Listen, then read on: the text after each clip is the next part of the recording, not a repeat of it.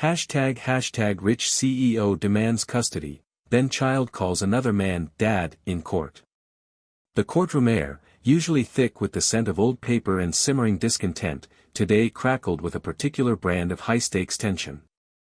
On one side, Rick Sterling, CEO of Sterling Innovations, sat ramrod straight in a bespoke charcoal suit that probably cost more than the opposing counsel's annual salary. His jaw was set, a mask of unyielding determination etched onto his handsome, if somewhat severe, features. He was a man accustomed to winning, to acquiring, to having his demands met. Today's demand, full custody of his 6-year-old daughter, Lily. Opposite him, Sarah Evans, Lily's mother, looked small and comparatively unassuming in a simple navy dress. Beside her sat Mark Jenkins, a primary school teacher with kind eyes and a slightly rumpled corduroy jacket.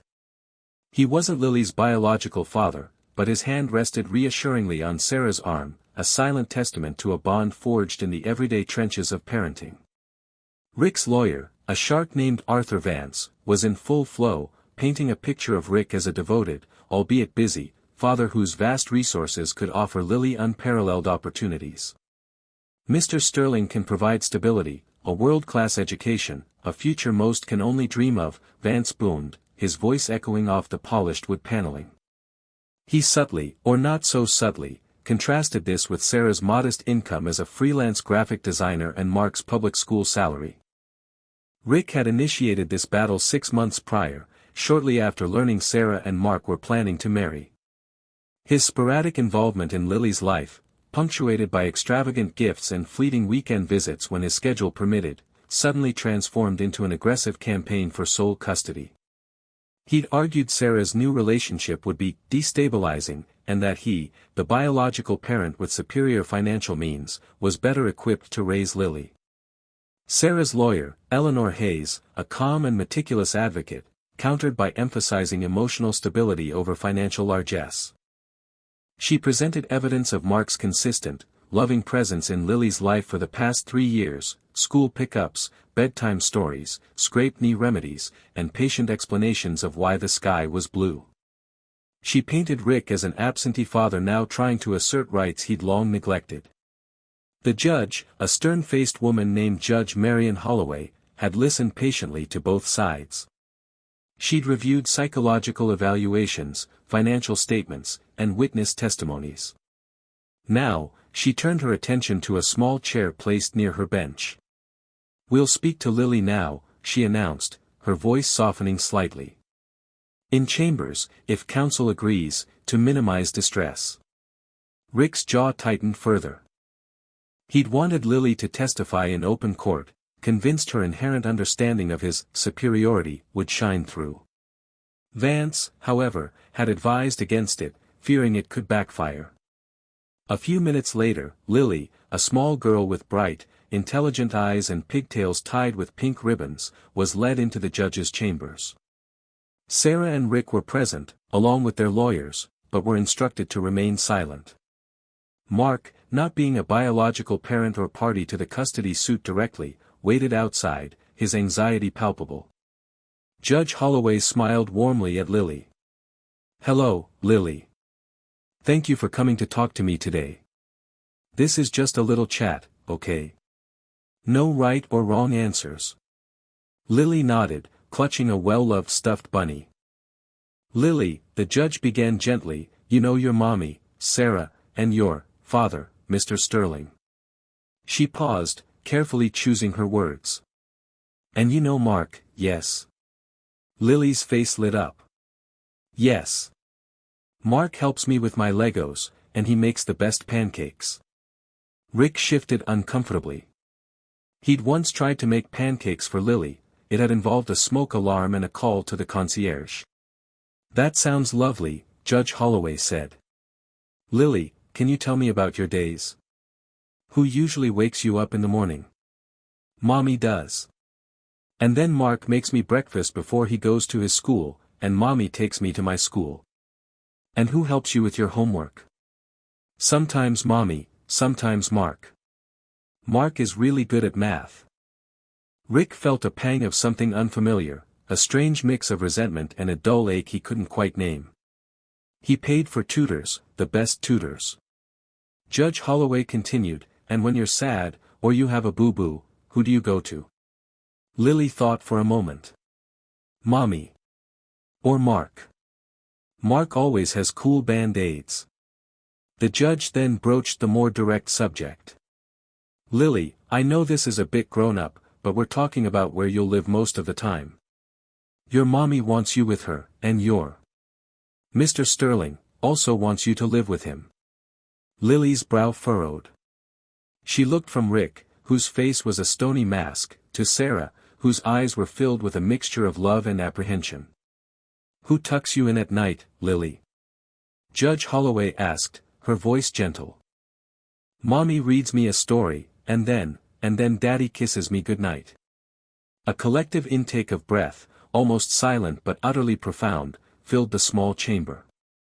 Sarah's eyes widened, then welled with tears. Rick's face, if possible, became even more rigid, a flicker of utter disbelief crossing his features before being quickly suppressed. Arthur Vance looked like he'd swallowed a lemon. Judge Holloway, maintaining her composure, clarified gently, Daddy? Can you tell me who you mean by Daddy, Lily? Lily looked confused by the question, as if the answer was the most obvious thing in the world. She pointed a small finger, not towards the impeccably dressed CEO, the man whose DNA she shared, the man who had demanded this very hearing, but directly at the empty space where Mark Jenkins would have been sitting, had he been allowed in. Then, remembering he wasn't there, she said clearly, her small voice unwavering, Mark. Mark is my daddy.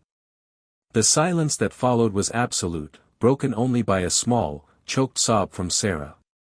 Rick Sterling felt as though the air had been punched from his lungs. Mark, the schoolteacher. The man he dismissed as an insignificant placeholder. His mind reeled. All his wealth, his power, his carefully constructed arguments about superior provision, all of it shattered by a 6-year-old's innocent, irrefutable truth. He'd bought her ponies, trips to Disneyland, which he'd mostly spent on conference calls, the latest gadgets. But Mark had given her his time, his patience, his heart. He had been there. Judge Holloway looked at Rick, her gaze unwavering. It wasn't accusatory, merely observant. Then she looked at Sarah, offering a small, almost imperceptible nod. Thank you, Lily, the judge said softly. You've been very helpful. You can go back with the nice lady now. As Lily was led out, the weight of her words settled heavily in the room. Back in the main courtroom, the atmosphere was irrevocably altered. Arthur Vance attempted a weak rally, suggesting children could be confused or influenced. But the damage was done. The raw, uncoached honesty of a child had cut through the legal maneuvering and financial posturing. Judge Holloway returned to the bench. Her expression was thoughtful.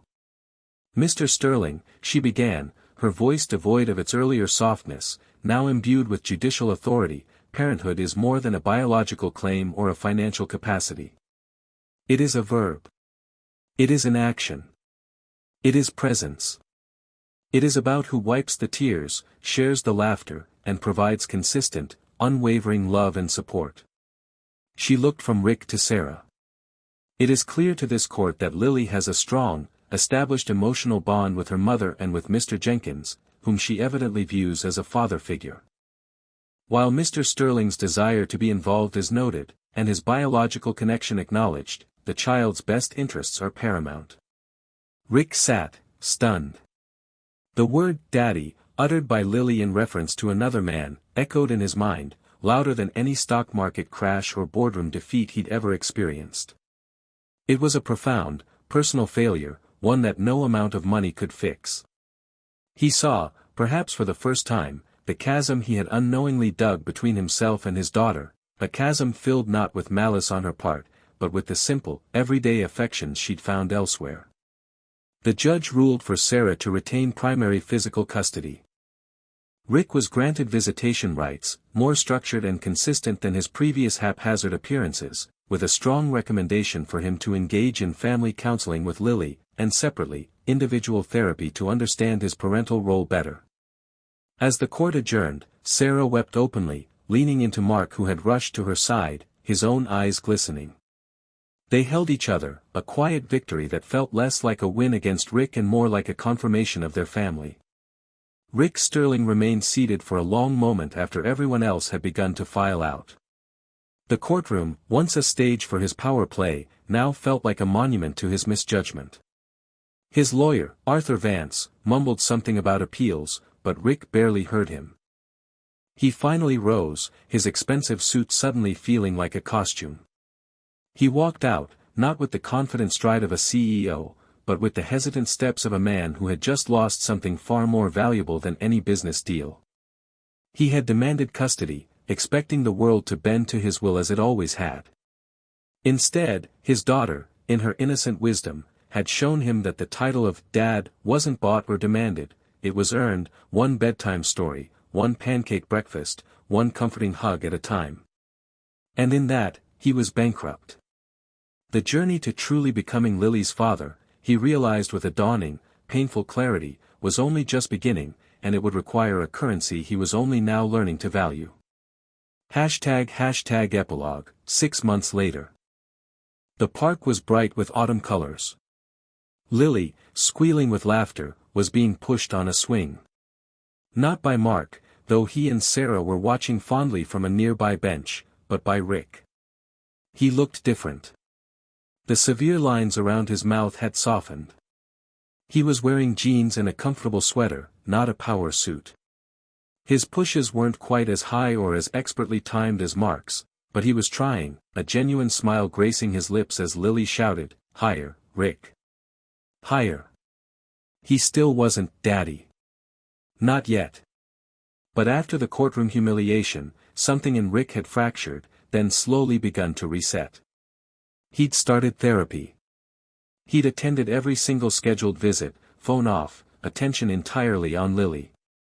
He learned about her favorite dinosaurs, her best friend at school, her fear of thunderstorms. He read her stories, awkwardly at first, then with more confidence. He didn't try to buy her affection, but to earn her time, her trust. He'd also had a difficult, honest conversation with Sarah and Mark. He apologized. He acknowledged Mark's role in Lily's life. It wasn't easy for his ego, but the image of Lily pointing to an empty chair and calling another man Daddy was a powerful motivator. Today, after his visitation, Sarah and Mark had invited him for a casual coffee at the park cafe. It was a tentative step towards a new kind of co-parenting dynamic. As Lily ran towards them, her face flushed and happy, she first hugged Sarah, then Mark, then, to everyone's slight surprise, she threw her arms around Rick's legs. "That was fun, Rick." Rick's heart swelled. It wasn't the powerful surge of closing a billion-dollar deal, but something quieter, deeper, and infinitely more satisfying. He ruffled her hair. "It was fun for me too, Munchkin." Mark caught his eye and offered a small, genuine smile. Rick returned it. The path ahead was long, and he knew he had much to learn and much to prove. But for the first time, Richard Sterling felt he was investing in something truly priceless, something beyond the grasp of his vast fortune, a chance to simply be Lily's dad. And maybe, just maybe, one day she might even call him that.